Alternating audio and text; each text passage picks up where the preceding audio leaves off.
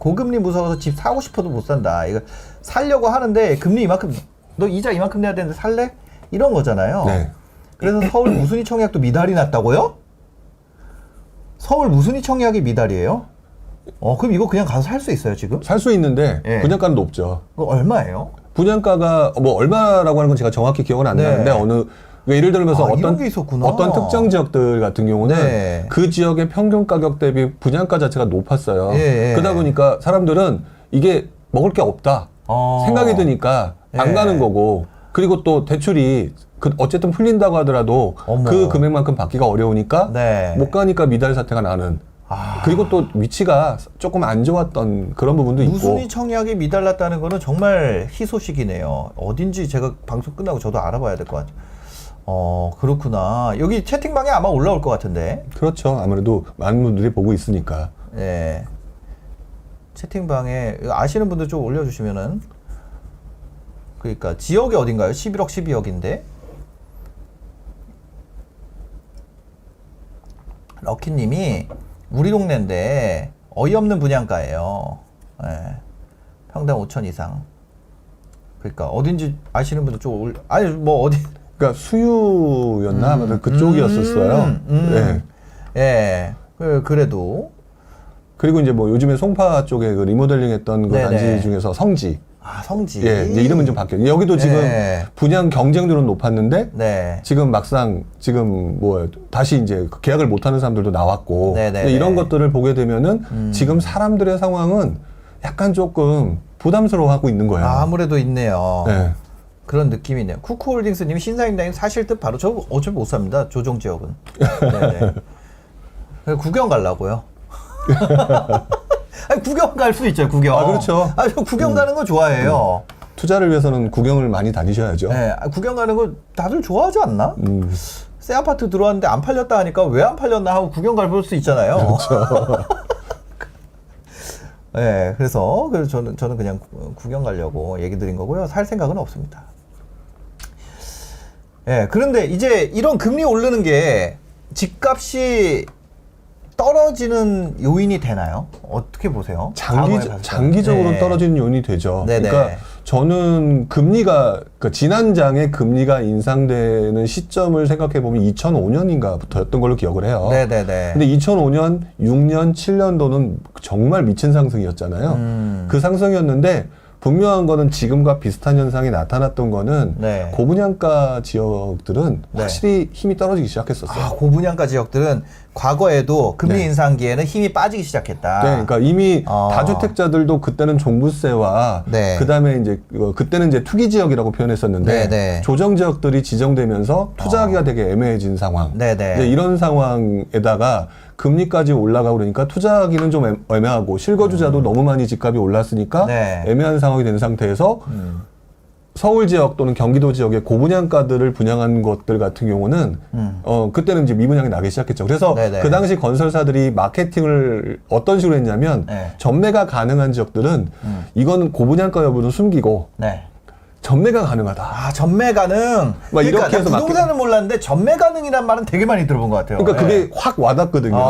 이렇게 해서 유도를 했었죠. 요즘도 그런 전매 가능 있잖아요. 오피스텔 네. 이런 거 전매 가능하다고. 그러니까 하는 행동은 다 비슷한 것 같아요. 근데 그랬는데 결국 자세히 보게 되면 거기서 항상 문제가 됐던 것 같아요. 전매 가능해서. 네, 왜냐하면 전매는 가능한데 네. 분양가가 고분양가니까 네. 차라리 그 옆에 싼 아파트 중에서도 준신축도 있는 거고. 네. 그러니까 나 좀 부담스럽다. 네. 더더구나 금리가 올라가고 있었고 그때는 금리가 7%대 뭐 대출 금리가 제 경험으로 7%대 중후반이었으니까 네네네. 부담스러운 거죠. 그러니까 그래서 그때 조금씩 힘이 떨어지고 있었고 네네. 그런 부분들이 지금도 조금씩 이제 나타나고 있는 것 같아요. 지금도 어떻게 보면은 금리가 고분양 지역 같은 경우는 조금씩 이제 충격을 주기 시작할 거다 이런 거고. 와, 이게 정말 팽팽하네요. 뭔가 확실히 지금은 좀 안개 국면으로 들어가는 것 같아요. 그렇죠. 사실 뭐 전문가들이라고 말씀하시는 분들도 뭐 주장을 하고 생각은 하지만 두루뭉술하게 생각하는 거지 정확한 맞아. 팩트는 좀 하기가 어려운 시기가 돼버렸어요. 그러니까 그리고 이제 과거에 우리가 그런 거 있잖아요.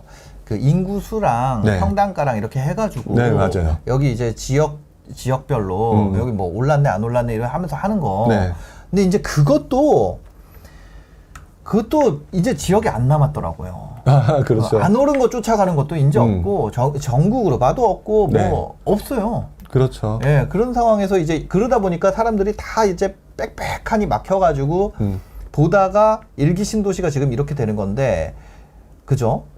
그러니까 지금부터는 약간 네. 어떤 특정적으로 몰려가는 분위기는 이제 테마주 일기 신도시 쪽으로 몰려가거나 네. 아니면 각자 도생으로 어떤 틈새 시장을 노려서 뭐 예를 들면 그런 거예요. 네네. 틈새 시장 같은 경우는 아까 월세 가격 올라간다고 그랬잖아요. 네네. 근데 최근에 그 다시 뭐 분위기가 좋아지면서 아파트에 관심이 있으니까 오피스텔이 안 팔리는 것들이 생겨요. 이것들을 금매로 잡아서 그냥 수익으로 가겠다. 네네. 이런 틈새 시장도 생기는 거고. 근데 이제 메인은 테마는 아직까지 계속될 거고 네. 이렇게 각자 도생으로 흘러가는 분위기로 이제 점점 갈 가능성이 높아지는 네. 것 같아요. 한번 보면요 이렇게 돼 있어요. 역대급 금리 인상기 집값 올랐는데 이번에도 같을까? 부동산 360 기준금리 1.5% 올라가서 매수 심리 위축 가능성이 있다. 그런데 2000년 이후에 금리 인상 시기에 집값이 오히려 급등하기도 했어요. 금리보다 경기, 수급 여건 등 다른 변수가 집값을 좌우할 겁니다. 이런 의견도 있다는 거죠. 그래서 보면은 이렇게 금리 계속 올리고 있고, 네, 집값 폭등의 핵심 원인에 저금리를 꼽았었는데 이거를 금리를 올리면 그럼 잡히지 않을까 이런 거거든요. 네. 어떻게 저는 네. 이 지금 금리 인상하면 부동산 가격 떨어진다, 뭐 대폭락 이런 식으로 해서 유튜브 뭐 썸네일 이런 거 되게 많았잖아요. 네네네. 저는 개인적으로 또 반대로 금리 인상에도 오른다, 뭐 이렇게 말씀하시는 분이 있는데 저는 사실 금리 인상기는 두 개의 시기가 있다고 봐요. 두 개의 시기가 네, 있다. 두 개의 시기가 있다고 보는데 네네. 그 부분에서 한쪽만 보고 얘기하시는 거다라고 저는 생각이 들거든요. 네. 실제로 지난 장에도 그랬고 아까 제가 좀 전에 2005년도부터 금리 인상했다라고 네네. 말씀을 드렸는데 금리 인상을 한다는 얘기는 기본적으로 뭐 부동산만 보니까 자꾸 그런데 금리 인상하는 시기는 결국 경제가 괜찮으니까 금리 인상하는 거거든요. 네. 그러니까 금리가 오른다라고 하는 부분은 경제가 좋은 상황이고 저금리 상황이었던 거라면 네. 집값은 오를 수밖에 없는데요. 그러니까 금리 인상하는 시기라고 하는 구간 안에 네. 초기에 금리 인상하는 구간은 경제 상황이라든지 기타 모든 상황이 좋은 거기 때문에 부동산 가격이 오르는 거고요. 네네. 어떤 그 뭐 마지노선 임계점이 언젠지는 모르겠지만 그 임계점에 도달하는, 왜냐면 금리가 올라가고 경제가 좋아서 올렸지만 네. 금리를 올렸으니까 이제 경제가 조금 애매해질 거잖아요. 네. 이제 이런 상황이 되게 되면은 사람들로 하여금 조금씩 부분양가 부담스러워하고 집 안 사게 되고 네. 이런 것들이 신호가 계속 쌓여가면서 네. 금리 인상 부분이 이제 우리한테 부담을 주기 시작하는 거거든요. 그래서 네. 저는 금리 인상기에는 두 개의 단계가 있다고 보여지는데 금리 인상기에 집값이 오른다라고 말한 사람들이 보는 포커스는 앞쪽이고 네. 뒤쪽에 집중한 사람들이 주로 그 집값이 떨어진다고 얘기한다고 봐요. 근데 지금 저희는 딱 지금 중간에 있는 것 같아요. 네. 이거 정말 애매하네요. 어렵죠. 어떻게 해야 되지? 어떻게 해야 될까요? 저는 다주택자분들이 지금 4848에 익숙해져가지고 그런 거기 때문에 네. 변곡점 또는 임계점 뭐 이런 시기가 오게 되면은 저는 그분들은 무조건 쉬라고 얘기를 해요. 지금 모르니까. 투자하는 분들은 쉬자. 네, 조금 쉬라. 아니면 왜냐면은 뭐, 아직 네. 올 하반기에 뭐가 나올지 모르는데 그죠. 거기서 틈새를 찾는 거는 그때 찾으면 되니까 맞아. 조금 더 생각을 해봐라. 근데 무주택자나 일주택자분들 이제 1주택자는 그래도 하나가 있으니까 좀 낫죠. 네. 근데 그분들은 지금부터는 약간 좀 뭐랄까 정부가 완화 기조는 맞으니까 아마 일기 신도시 같은 테마가 발생할 거다. 네. 그 테마가 발생하고 또는 이제 뭐 제가 몇 번 언급했던 것 같은데 임대 사업자 제도 부활 네. 뭐 이런 것들에서 테마가 발생되면 그 테마가 분명히 움직임을 발생시킬 거니까 네. 지켜보고 있다가 바로 들어갈 수 있는 그런 전략을 펼쳐야죠. 그러니까요. 이게 보면은 사실상 너무 올라서 네. 너무 오른 게 그거죠. 뭐 너무 올라서 네. 그리고 이제 살 수 있는 곳이 없고 투자 수요로는 살 수 있는 곳이 없고 실수요가 사기에는 너무 비싸고 그런 느낌이 아닌가 그런 것 같습니다. 기리님이 아파트 가격 위치가 중요한 것 같아요. 지금 임금 대비 아파트 가격이 너무 높은 상태에서 대출 풀어준다고 해도 받아줄 사람이 많이 남았나 의구심이 생깁니다. 그러니까 받아줄 사람을 생각을 안 하면 들어가서 살면 되는데 내가 들어가서 수익 내고 팔려고 하는 사람들 같은 경우에는 그렇죠. 그 위치가 중요하다고 보시는 분들은 말 그대로 이제 가치 투자를 하시는 분이고. 요분 같은 경우는 이제 쌀 때 사가지고 좀 비쌀 때 파는 그런 분 같은데, 그렇죠. 쌀사 비팜. 네. 그래서 예. 맞습니다. 하여튼 좀 고민이 많이 되는 국면입니다. 정말. 예. 그래서 안 오른 일기 신도시 만약에 지금 실거주로 진입한다 그러면 안 오른 거 역세권에. 그러니까 저는 네. 분당이냐 평촌이냐 일산이냐를 네. 논하는 것 자체가 무의미하다고 봐요. 네네. 예, 왜냐면은 뭐 광화문에 출근하는 사람들이야 뭐 어쩔 수 없고 뭐 돈이 부족하는 사람이야 네네. 일산 쪽으로 가시면 되는 거고 네네. 뭐 그렇지 않은 분들 중에서 아무래도 강남권에 회사 있는 분들은 분당이나 평촌이나 뭐 삼본이나 이런 걸 선택하면 되겠죠. 네네. 그러니까 어느 지역이냐는 그게 중요한 것 같지는 않은데 네. 그거는 이제 결국에는 자기가 가진 돈 대비의 수익률을 따지는 네. 거니까 그렇게 그냥 접근하시는 게 좋고요. 네. 그다음에 저는 일기 신도시라고 하는 그 부분을 지금 현재 이 시점으로 놓고 판단을 하게 되면 너무너무 조급하게 빨리 안 들어가면 뭐 네. 문제 될 것 같은 그런 네, 느낌이 네. 드는 것 같지만 일기 신도시가 완성되는 거는 아까 표현하셨던 것처럼 네. 35세이신 분은 진짜 50살에 들어가는 거예요. 50살에 들어가는 것이다. 네. 그러면 그때를 보고 투자를 하는 게 아니라 네, 네. 그 중간중간에 네. 그 상황에서 갭 투자를 할 수도 있고 또는 중간에 네. 팔 수도 있고 또는 경매를 낙찰받을 수도 있고 그 와중에 신도시 이렇게 하겠다. 네. 아니면 조금 좀 너무 집값이 오르는 것 같으니까 잠깐 좀 지연하겠다. 계속해서 정부가 발표하고 테마가 발생할 것 같거든요. 네. 일기 신도시 중에서 그 분당 같은 경우에 지난 2007년, 6년, 7년, 8년부터 지금까지 가장 큰 테마가 리모델링이거든요. 네, 그죠. 예, 그 리모델링이 뭐냐면 일기 신도시 특별법이라는 게 존재하지 않았기 때문에 흔히 말하는 지구 단위 계획에서 용적률 정해져 있고 그다음에 종이 정해져 있는 상황에서 할 수 있는 게 리모델링이었기 때문에 네네. 리모델링이 테마가 된 거였거든요. 재건축이 쉽지 않으니까. 네. 그런 상황에서 리모델링을 해줄까 말까를 가지고 네. 2000년대 후반부터 지금까지 계속 반복돼 왔어요. 네네네. 그게 어떻게 되면 이제는 일기 신도시 특별법이라고 하는 법으로 바뀐 것 같아요, 테마가. 그래서 이것 때문에 그때 리모델링 된다 그러면 집값 잠깐 오르다가 네. 또 주춤하다가 이 과정이 반복됐기 때문에 저는 이번에도 그렇게 반복될 거다. 그래서 저는 이번에 되게 많은 기회가 또 올 거다, 지난번처럼. 또 올 거다. 네, 또 올 거다. 그리고 거기서 아까 말씀드렸던 용적률 500%, 네. 그 다음에 그 중에서 어디를 먼저 할 거냐, 그 다음에 뭐 좋은 지금 되게 안 좋은 지역인데 네. 어디를 올려준다고 한다거나 네. 그런 것들을 이 지역을 합니다라는 말은 안 하겠지만 그 구체적인 안이 또 나오고 언론 기사에 나오게 되면 네네. 대상 지역이 확실히 눈에 보일 거거든요. 그럼 또 거기가 또 집중될 거고, 그럼 또 그 옆이 또 따라오를 거고, 네. 이런 것들이 반복될 거라고 생각이 들어요. 그러면 앞으로 15년간 입주하는 것들을 따지기 전에 그 15년 동안 투자할 곳은 되게 많아질 거라고 저는 생각이 들거든요. 네. 지금 마지막 저희 뭐 1시 다 됐는데 마지막 질문 하나 좀 드리고 싶어요. 네. 지금 다주택자라면 네. 뭘 해야 될까요? 지금 다주택자라면 네. 팔아야 될까요? 지금 다주택자인데 조금 오른 것들 이게 중가 빼준다 그러니까 팔고 싶은 마음도 있거든요. 네. 파는 게 맞을까요?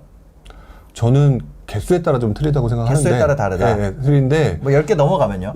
그분들은 네. 조정하는 게 맞다고 생각이 하는 게 들어요. 낫다. 왜냐하면 이분들이 네. 10개가 넘어간다는 얘기는 네. 엄청난 부자가 아닌 이상 네. 강남만 또는 서울만 가지고 있지는 않을 것 같거든요. 아, 그죠. 그러면 분명히 그분들 중에 일부는 지방을 포트폴리오에 넣었을 거예요. 네네. 근데 지금 지방을 포트폴리오에 넣었는데 네. 요즘 분위기상에서는 지방이 네. 조금 왔다 갔다 해요. 그러니까 뭐 지방이 이제 오름폭이 왔다 갔다 한다가 아니라 네.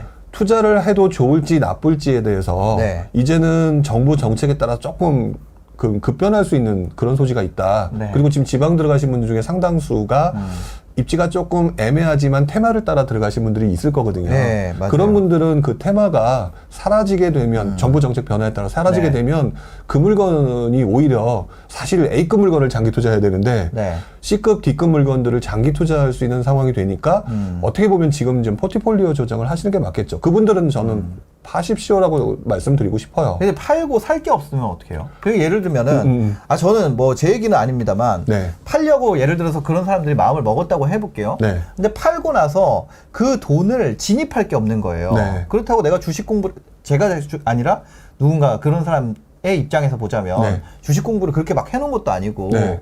그래서 내가 돈이 생기면 그걸 가지고 그냥 예금에 넣어놓기 위해서 이거를 판다?